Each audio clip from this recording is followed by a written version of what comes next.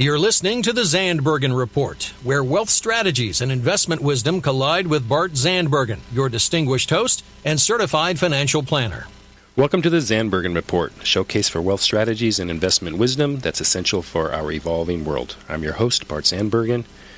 Paul, it seems like it was just yesterday that I've seen you. How are you? Just yesterday. Well, I'll tell you what, it's a small world. We're talking about some of your friends were in here last week, and you're going to be a guest on another show. We're just not going to get rid of you anymore here. No, it's the Bart tribe, I guess. I think it is. And you must have a big tribe, because everywhere I go, I tell people about, hey, we got this new show, Bart Zandbergen. And they go, oh, Bart, I know Bart. I'm like, does everybody know Bart but me here? Well, I really enjoyed last week's show. I think that Q&A went really well. And love it. Yeah. Got a lot of response to it, and I hope we get more people writing in, because I think that's what these shows can do. Talk to the unspoken fears that we all have. You all give me these positive things, and I say, oh, yeah, I'm going to do that. And I'm saying, am I the only one not doing any of this stuff here? That's right. So we developed actually even a new email address for the show, and it's podcast@bartzandbergen.com. So, listeners, if you have some questions either this week or the upcoming weeks, make sure you use that email. We'll be happy to get to And let's make sure we keep spelling Zandbergen, because we had somebody else last week say, how do we spell this show again? It's up on the screen and everywhere else, but we should always, whenever we mention that, we should spell that out too. All right, so I'll start with the hard one. Bart, B-A-R-T. Oh, you've heard this before. Okay. Z as in zebra, A-N-D, B as in boy, E-R-G-E-N.com. So, also in studio today, I'm very happy and proud to have Dan Lively. He's both a CPA and a tax attorney. His firm is the Lively Law Group. Dan, welcome to the show. Thank you, Bart. Good to be here. Thank you. So, Dan, before we get into it, do you mind telling the listeners a little bit about yourself, your background? Sure. As you said, Bart, I'm both a CPA and a tax attorney. I'm also certified by the State Bar of California as a certified tax specialist. What makes that interesting is there's only about 400 of us in California.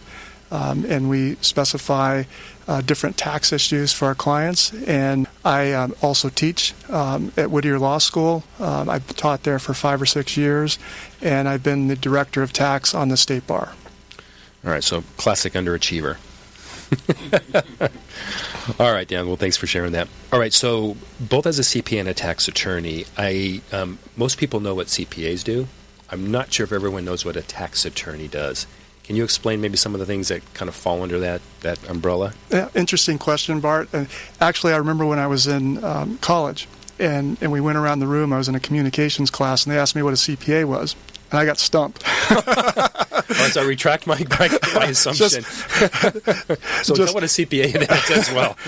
We do a lot of the same things. There's some things that a CPA can do that a tax attorney can't, and there's some things that a tax attorney can do that a CPA can't.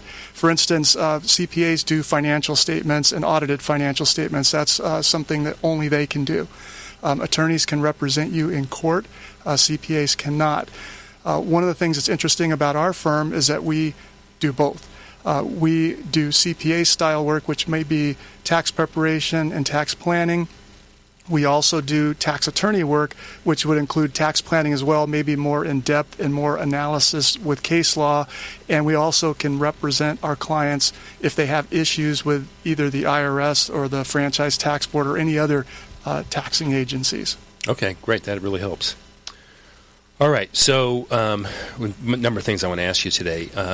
We all know that in December of last year, there was some significant tax law changes. One specifically had to do with pass-through entities. Correct. I think it's, for most people, it's pretty confusing, and then it gets even more confusing because there's some exclusions or exemptions within the pass-throughs. Can you try on the best of your knowledge explaining to people what that is and how that might apply to them? Correct. Just so that everybody knows, we had a new tax law that came into effect January 1st of 2018, and that's called H.R. 1. And we have probably you've asked the question about probably the most complex end of that that whole tax law.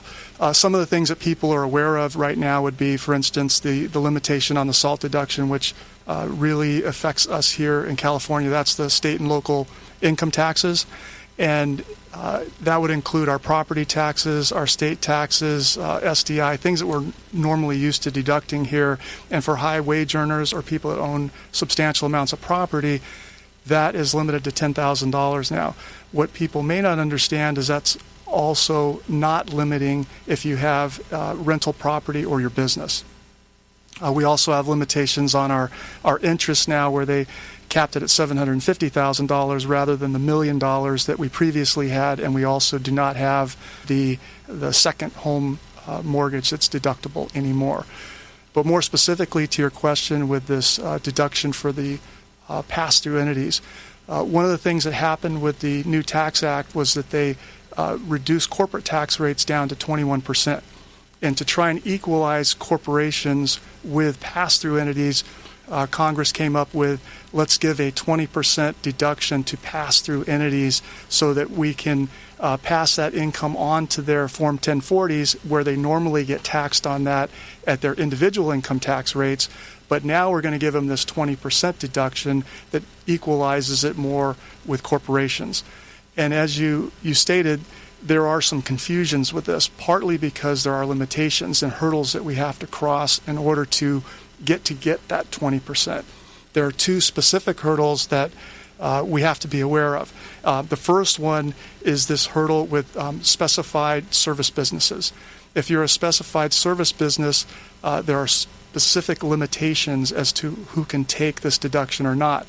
And interestingly enough, Congress carved out architects and engineers, which means they aren't subject to this exclusion. But if you're a doctor, a lawyer, stockbroker, financial planner, any kind of consultant, service type professional, this is something that you have to be concerned about. And it has income limitations, taxable income. So if we have a taxable income on a joint return that's $315,000 or less than that, I should say, or an individual that's $157,500, we're in the clear. We get the 20% deduction. It's when we start crossing over that threshold that we have a problem. There's an actual cliff with the specified service professional. If they get over a certain amount, and that amount is $415,000 on a joint, or half of that, $207,500 on an individual return, then there's absolutely no deduction for the specified service professional. In between those two numbers, there's a proration reduction. That's the first hurdle that we have to worry about. The second one is what we call a wage and capital limit. And that applies to these other businesses, which we'll call qualified trades or business. If they are not a service business, they meet that hurdle, and now they're going over into this wage and capital limit, we have to look at two things. One is we have to look at their W-2 wages. If 50%, we take a number 50% of their W-2 wages, and we compare that to 25% of their W-2 wages plus 2.5% of their depreciable assets, whichever one's greater, we take that, and that's their limitation. So that gives us a lot of calculations that we have to do to see if somebody qualifies.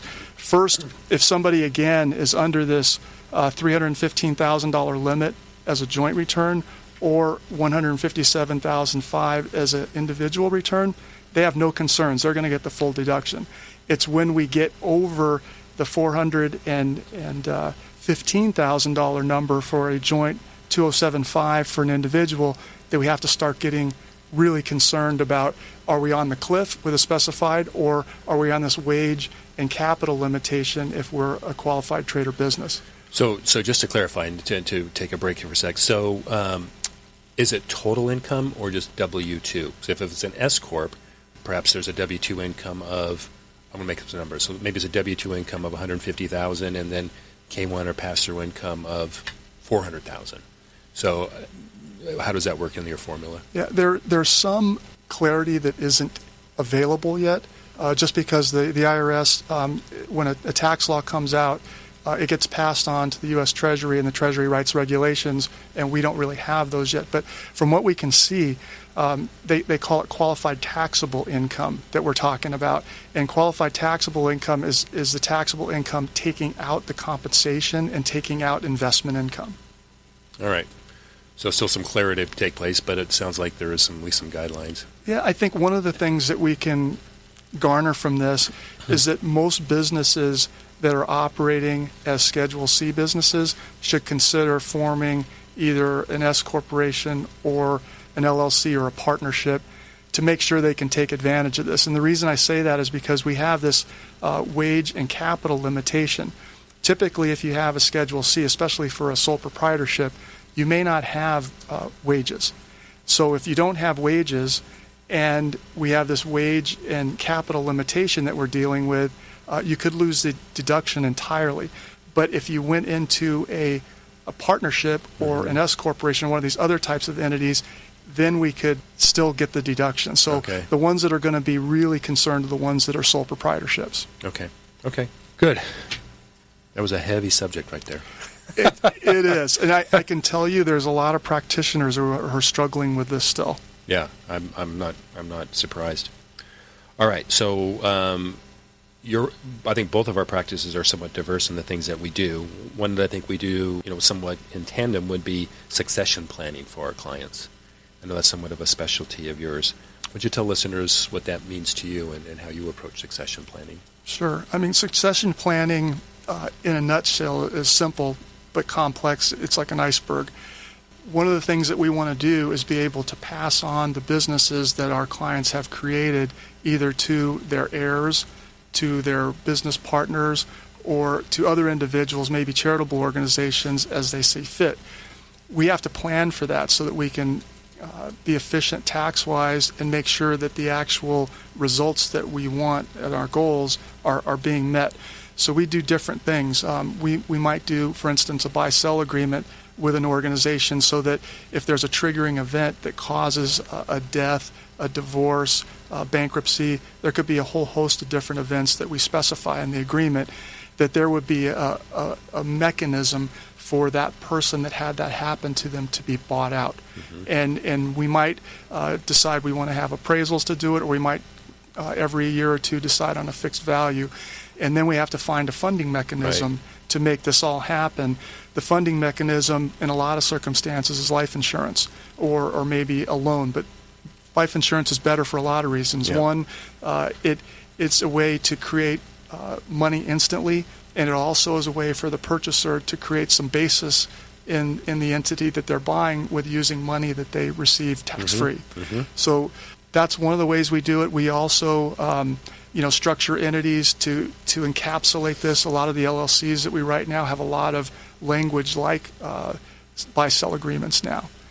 But the key element is to pass on these entities to the people that we want them to go to with the most tax-efficient method as we can. So one of the things that we have done along those lines is people always talk about life, or what about disability? And so there's also comparable disability buyout policies that will work if it's determined someone's disabled and then they're not ever able to come back to work. So there is a set, fixed amount as opposed to a monthly benefit for life. The partners will get a fixed amount to buy the surviving but unable to work partner. Correct, and that would be another example of a funding mechanism to make this happen. And that could be a triggering event as well. If someone's disabled and they're not able to participate in the business anymore, it creates a hardship for the other partners, so this would be an excellent way to buy them out. Great. Well, this is a great time. We're going to take a really quick break, and we'll be right back.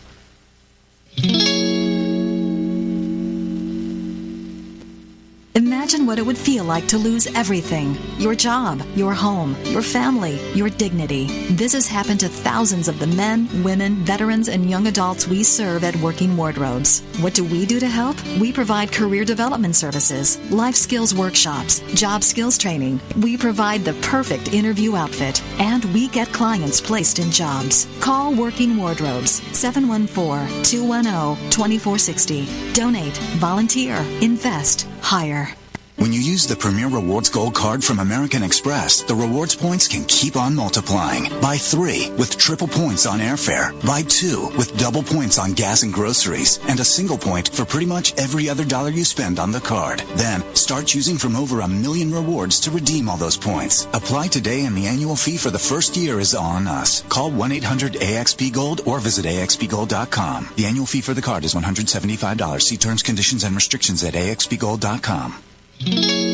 All right, back to Bart and his guest. I love how you perfectly triggered that commercial right before you talked about triggering events, right after. Yeah. Oh, Paul, you're so clever. All right, so moving on to another subject, but still within the realm of our topic today. So, Dan, a situation that I come across quite often is parents or wealthy parents who have determined and targeted that their kids are going to receive their money or their estate or a great portion of it, but also concerned that the spouse or future ex-spouse of the children do not get the money. So, in other words, their kids are protected. I know you do a lot of work in this area, so I want you to share about that. Yeah, actually, the State Bar did a survey to determine one of the biggest concerns or the top couple of concerns that people had, and that question was number one. Number one? Number one. Okay. So we get it quite a bit. When families come in for estate planning and they want to leave their wealth to their children, one of the big concerns that they have is, if I leave this to my son or daughter, how do I prevent the spouse that they're either currently married to or may be married to in the future from leaving with these assets? And we do planning related to that. Sometimes what we'll do is we actually put requirements into the trust that makes the child, for instance, maybe do a prenuptial agreement that keeps these assets earmarked as separate property assets. And that's the key element to this question, is how do we keep something that's separate property without having it somehow transmute into being community property? Because if it's community property, it's something that in a divorce situation would be required to be shared with the wife, depending on how long they've been married. Especially in California, if we're married for over 10 years, then it's 50-50 at that point, and we have support issues for life. But one of the things we'll do is, for instance, if a child is bringing in assets to a marriage, we typically keep those assets in a separate property trust and designate them as such, and then we discuss having a prenuptial agreement with them as well, so that we don't somehow transmute this either through work or efforts towards that property into somehow community property. And we also get prenuptial or anti-nuptial agreements that we can do if there's an inheritance coming in. An inheritance will naturally be separate property when it comes in, so will a gift, but we want to be able to maintain it that way. The only difference between the prenup and the anti-nuptial agreement is that an anti-nuptial agreement doesn't just naturally have consideration for it. Consideration for a prenuptial agreement is the actual marriage. But with an anti-nuptial agreement, we're going to have some sort of a payment or consideration that is put together that makes it an effective agreement. Yeah. Yeah, I think that whole subject of separate property is a little more complicated than most people know, right? Absolutely. And some of the complications that come into it are maybe you have a couple that didn't even start with their lives in a community property state. Maybe they started in a state that was a separate property state, or maybe they were in a different state that had community property that treats community property differently. So one of the things that we do when we're doing this premarital planning, or this planning to determine what we do with assets to keep them separately, is we have to determine what they are. You know, is it separate property? Is what we call quasi-community property that maybe wasn't community property originally, but somehow California treats it such, or it's actually community property. And then once we know the three different classifications of the property, then we can start working with it to see what we want to maintain and how we want to use that property going forward. Yeah, it's so complicated. I'd highly recommend someone reach out to you or someone like you to get that help with that if that's an issue that they're going to run into. Absolutely. It isn't something you want to do on your own. And in fact, to have something that's valid, you typically have to have both spouses have counsel, and they have to be different. I could represent one of the spouses, but somebody else will have to represent the other one. Okay, gotcha. All right. So another area that we do somewhat in common is in the area of divorce. In addition to a CFP, I'm also a CDFA, Certified Divorce Financial Analyst. And I know you do some divorce planning work also, or more pre-divorce planning, correct? Both. I do pre-divorce planning, and I also do post-divorce planning. I've functioned as an expert witness in numerous family law cases and divorces. Yeah. Okay, good to know. All right, we've got time for one more, and this one is very timely. This actually came up just today, Dan. I had a client situation come up, and I'm going to make a long story short. So I know you know a little bit about annuities. So a client in the year 2000, before she was my client, she had an annuity before then even, and she was going to do a 1035 exchange, which is what we know is you're going to transfer the cash value from one product to another and forego the taxes like you would a 1031 exchange with real estate. So unbeknownst to her, unbeknownst to anyone until what we just found out today, the original annuity was qualified, meaning it was pre-tax like an IRA. The new annuity was non-qualified. Nothing was triggered then, nothing that we're aware of.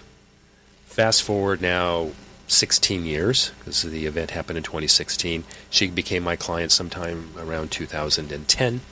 The annuity had changed hands a few times, changed carriers, which often happens. One carrier buys another. It's what's known as a variable annuity, so it's basically stock market or mutual fund exposure.